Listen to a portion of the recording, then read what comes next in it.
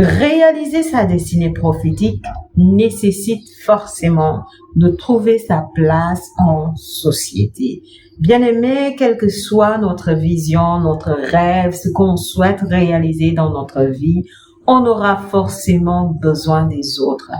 Peut-être pour nous parler de quelque chose qu'on ne connaissait pas, pour nous renseigner, voire même nous enseigner sur un domaine qu'on ne maîtrise pas, peut-être pour nous aider à accomplir les actions, les tâches qu'il faut faire, ou pour nous aider à retrouver la motivation, parce qu'on sait que c'est pas quotidiennement, chaque jour, 24 heures sur 24, 7 jours sur 7 qu'on a la motivation. Bien aimé, il nous arrive d'être découragés, de perdre la motivation et de ne pas trouver forcément les ressources en nous pour pouvoir continuer tout simplement notre marche.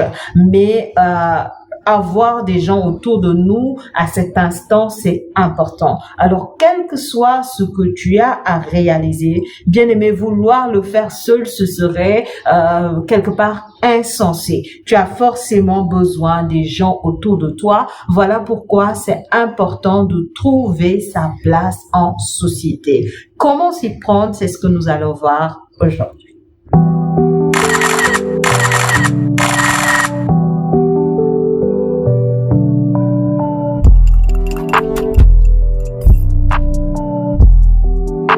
Shalom à toi, moi c'est Marie-Paul Pierre de Pleinement Soi. Je suis servante de l'Éternel, coach de vie, entrepreneur et présente sur les réseaux comme tu peux le constater. Sur ma chaîne YouTube, je te parle d'accomplissement, je te parle de te réaliser, d'accomplir tes rêves, ta vision de l'avenir, de te réaliser totalement, d'être au fait qui tu veux être et de pouvoir faire ce que tu veux faire de ta vie tout simplement. Alors si c'est un sujet qui t'intéresse, bien aimé, n'hésite pas à t'abonner et puis à activer la cloche pour recevoir régulièrement nos contenus. N'hésite surtout pas aussi à envoyer à tes proches.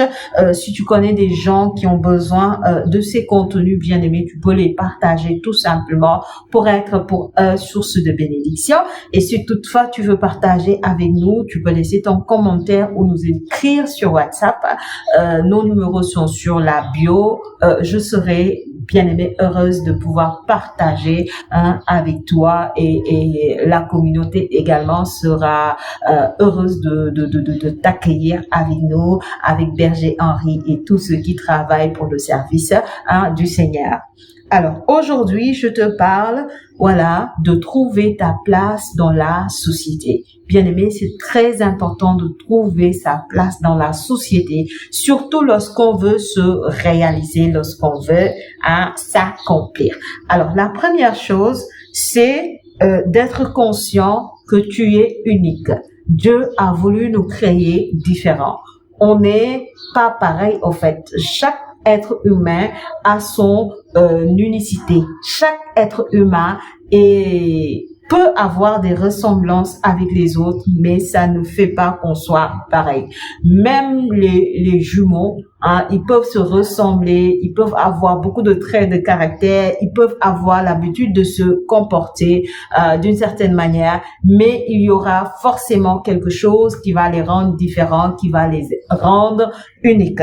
On peut pas être pareil que les autres et ça, c'est une bénédiction, bien aimé. C'est une force, c'est une grâce que le Seigneur nous a donnée. Donc, il faut être conscient de cela. La vérité, c'est que plusieurs personnes, ils savent cela, mais en vrai, ils ne l'appliquent pas par rapport à ta vie. Quand il s'agit d'avoir certaines attitudes, certains comportements, c'est comme si on t'enlève cela de la tête.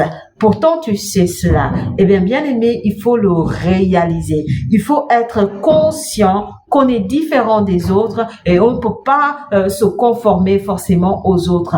Accepter notre unicité, accepter ce qui nous rend particuliers et choisir d'évoluer avec cela tout simplement. La deuxième chose, c'est accepter le fait qu'on a notre rythme à nous qui est différent du rythme des autres.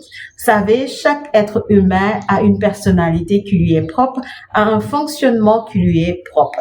Et selon ce fonctionnement-là, nous ne réagissons pas de la même façon. Nous n'agissons pas de la même façon. Chacun a son rythme d'évolution. Ça, il faut en être conscient et l'accepter. Dans le cas contraire, bien-aimé, tu vas vouloir faire ce que les autres font, tu vas vouloir le faire à leur manière, tu vas vouloir évoluer à leur rythme et cela peut ne pas te correspondre et tu te retrouves à être frustré. Comme on peut se rendre compte que on a un rythme plus rapide que le commun des êtres humains et s'enorgueillir. Donc dans le premier cas comme dans le second cas, ce n'est pas bien parce que ce n'est pas à la gloire de Dieu.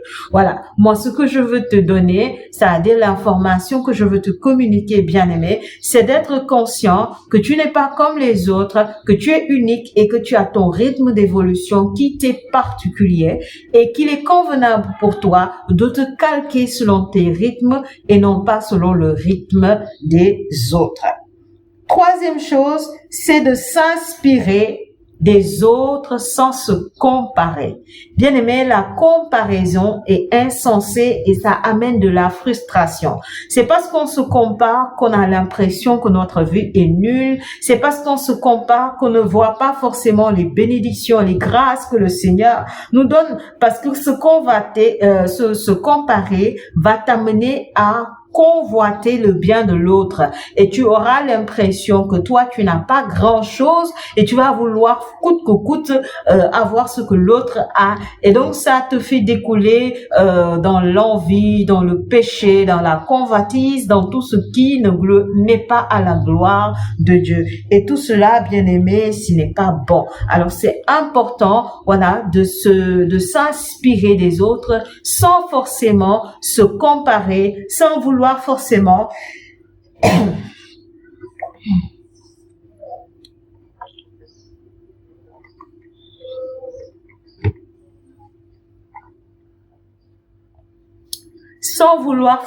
faire les choses comme les autres le feraient. Voilà, sache qui tu es, sache que tu es unique, sache que tu es particulier, que tu as ton rythme, que tu as ton fonctionnement particulier. Tu es en société, mais tu es différent des autres. Mais c'est pas parce que tu es différent des autres que eux, ils sont meilleurs que toi et que tu dois forcément les copier. Non, sois libre d'être qui tu es, aime-toi tel que tu es, apprécie-toi tel que tu es et respecte ton rythme de fonctionnement. Il y a des gens qui t'ont devancé, ils peuvent t'enseigner, ils peuvent t'apprendre des choses. Voilà pourquoi il est bon de s'inspirer d'eux. Mais ne te compare pas forcément à eux. Ne cherche pas forcément à vouloir produire ce que eux, ils ont produit. Non, reste fidèle à qui tu es, reste fidèle à ta nature, reste fidèle à ton fonctionnement.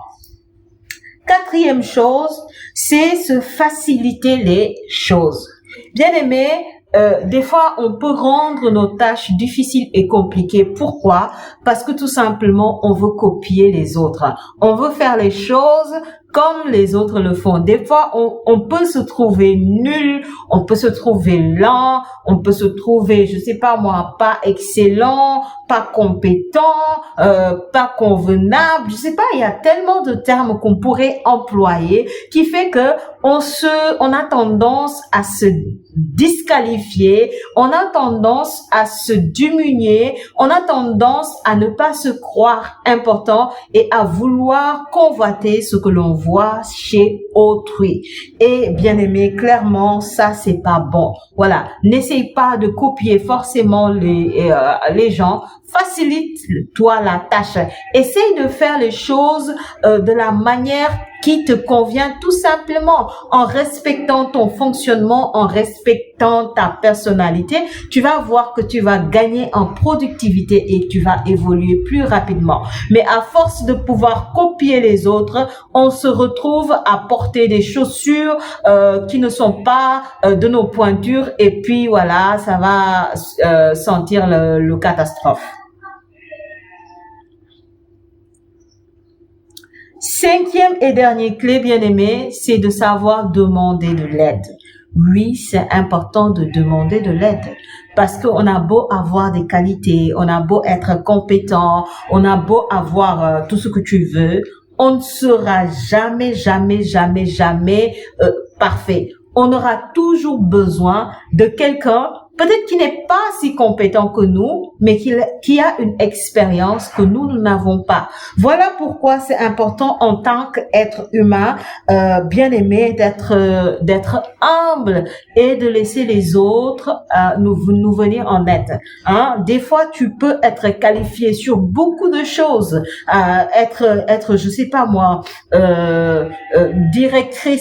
directeur d'entreprise, avoir tes propres entreprises à toi, et pourtant il peut te manquer des détails que une personne qui n'a pas forcément l'expérience que tu as a cette expérience ou cette qualité. En fait, je sais pas si je suis en train de bien m'exprimer. J'ai l'impression que je m'embrouille un peu. Mais ce que je veux te dire, c'est que si on devait se qualifier d'un niveau de 1 à 10, par exemple, tu peux être au gradé, avoir un niveau 8.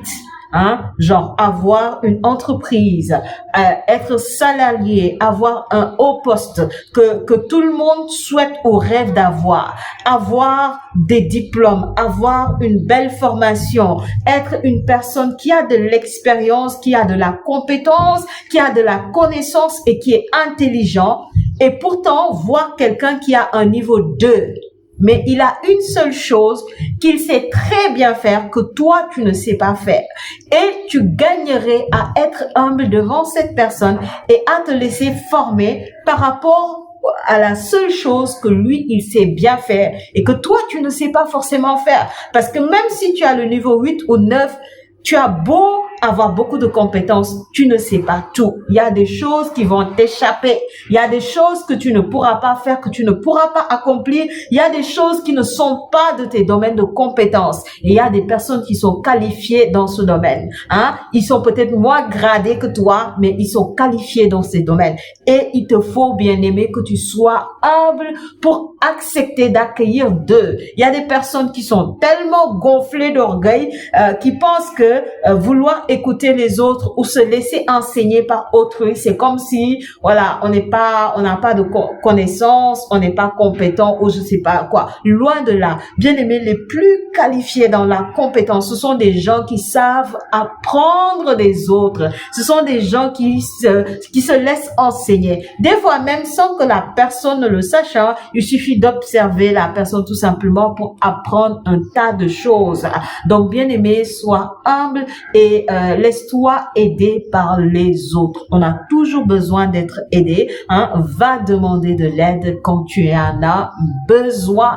Si cela te met mal à l'aise, essaye de casser cela, essaye de briser cela, parce que dans la marche avec le Christ, on est en fraternité. On ne vit pas la marche avec Dieu nous seuls, mais on le vit en communion avec nos frères et sœurs dans la foi. Et dans cette communion, on est appelé à s'entraider, à se soutenir mutuellement. Donc, n'hésite vraiment pas à t'ouvrir. Cependant, prends le temps vraiment de discerner à qui tu t'ouvres, parce que c'est important. Si tu commets l'erreur de t'ouvrir à la mauvaise personne, tu pourrais être, comment dirais-je, brisé dans ton élan. Donc, prends le temps de discerner vers qui tu pars, vers qui tu t'ouvres et à qui tu demandes de l'aide, tout simplement. Bien aimé, c'était les clés que je voulais t'apporter aujourd'hui. J'espère que ça t'aura béni, que ça t'aura comblé. Hein? J'ai été heureuse de partager ce temps béni avec toi, cette capsule avec toi.